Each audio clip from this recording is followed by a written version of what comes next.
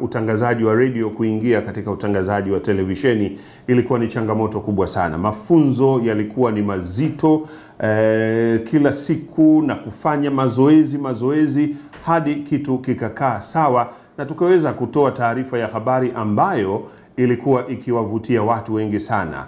Taarifa ya habari na sehemu yangu mimi kubwa zaidi ilikuwa ya upande wa michezo.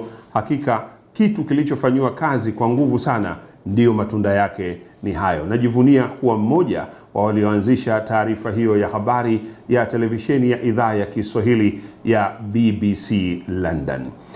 Kitu kingine ambacho sitaweza kukisahau ni kuanzisha vile tulikuwa kule tunaita na hatimaye. Huku tunaita vibwagizo, vinavutia.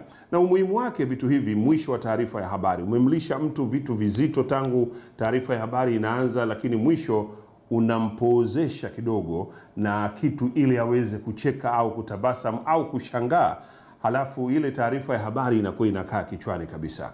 Hongera BBC idhaa ya Kiswahili, miaka 5 kwa kituo cha televisheni. Kitu kingine cha mwisho siwezi kukisahau, tukiwa pale tunatengeneza taarifa yetu ya habari, ghafla tutasikia mtu anaanzisha wimbo na wote tunaimba.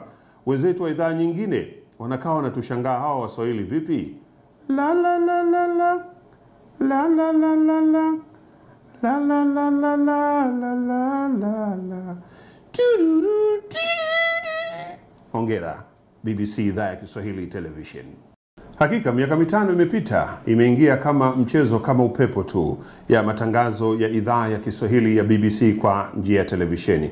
Matangazo ambayo yamekuwa yakipendwa sana na watu. Najivunia kuwemo katika kundi au jopo lililoanzisha matangazo haya ya idhaa ya Kiswahili ya televisheni.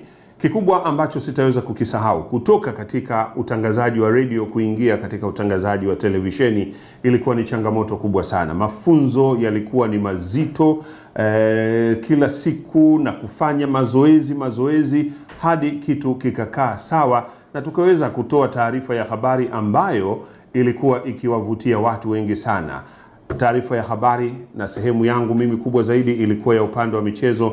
Hakika kitu kilichofanywa kazi kwa nguvu sana ndiyo matunda yake ni hayo. Najivunia kuwa mmoja wa walioanzisha taarifa hiyo ya habari ya televisheni ya idhaa ya Kiswahili ya BBC London.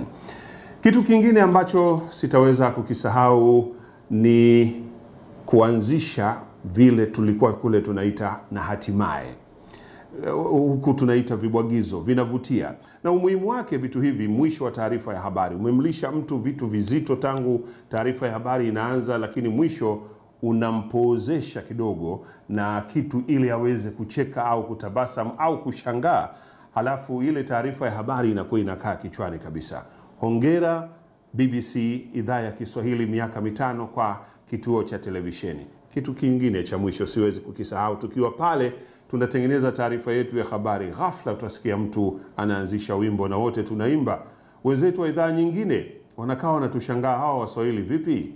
La la la la la la la la la la la la la la la la la la. Hongera BBC idhaa ya Kiswahili television.